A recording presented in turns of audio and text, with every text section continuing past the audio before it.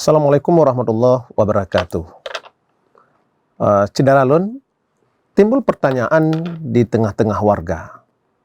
Apakah ibu hamil dan menyusui boleh membatalkan puasa?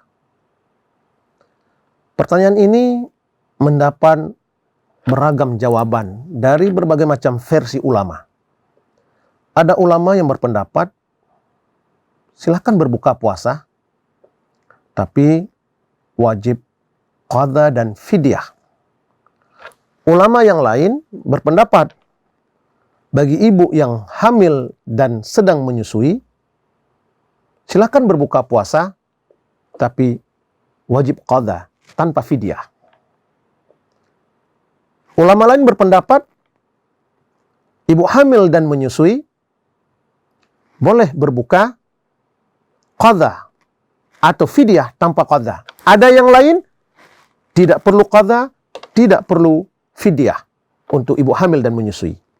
Tapi bagi kita yang bermazhab Syafi'i, sebagaimana termaktub di dalam Ihya Ulumuddin yang dikarang oleh Imam Al-Ghazali, bagi ibu hamil dan menyusui boleh berbuka puasa 1 hari setiap ia berbuka, wajib dia mengeluarkan fidyah 1 mud. Dan setelah selesai ia hamil dan menyusui, harus diiringi dengan qadha seberapa banyak puasa yang ia tinggalkan.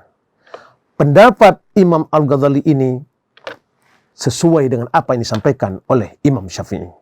Mudah-mudahan dengan penjelasan ini menjadi referensi bagi kita bahwa ibu hamil dan menyusui boleh untuk berbuka, tapi diiringi dengan fidyah, dia susul dengan qadha.